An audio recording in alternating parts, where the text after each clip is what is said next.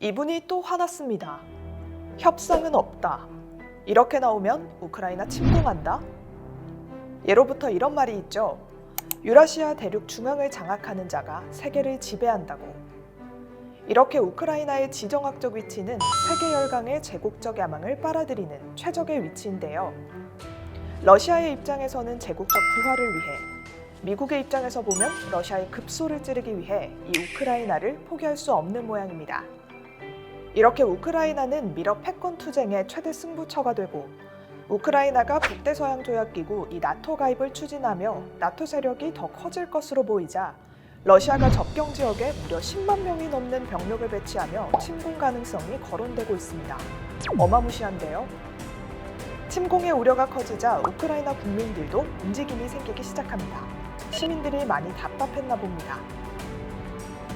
시민들이 자발적으로 이 정부 지원, 민방위 전투 훈련에 참여하고 있는데요.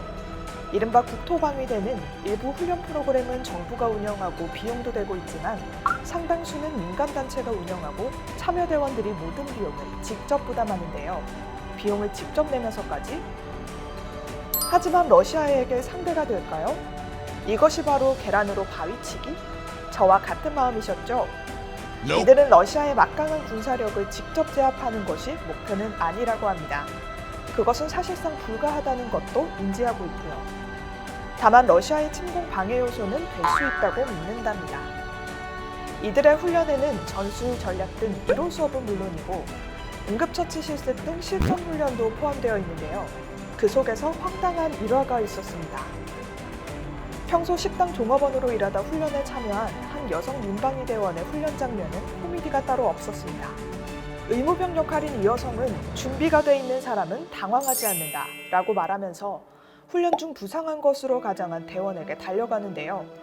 등 쪽에 있는 출혈을 의미하는 붉은색 테이프를 발견하고 지혈한 뒤 이제 괜찮으세요? 라고 묻자 부상자는 총은 가슴에 맞았는데요? 라고 답합니다. 말 그대로 우픈 상황입니다. 이렇듯 이 민방위대원 육성의 위험성을 지적하는 목소리가 적지 않습니다.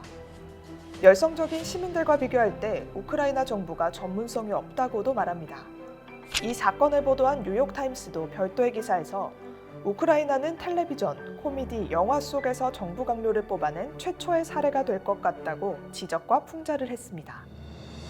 이 말을 인용한 이유는 실제로 정부 수반인 볼로디미르 젤렌스키 대통령은 코미디언 출신이기 때문입니다.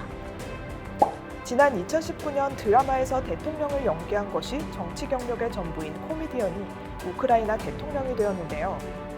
그는 실망시키지 않겠다고 해놓고선 방송, 영화계 인사들을 참모로 대거 기용했습니다.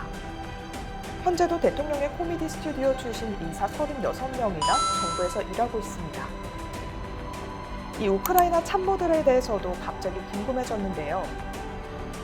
대통령 비서실장인 안드리 예르마크는 영화 제작사 출신이고 국내 정부국장인 이반 당카노프는 코미디 스튜디오 감독 출신입니다.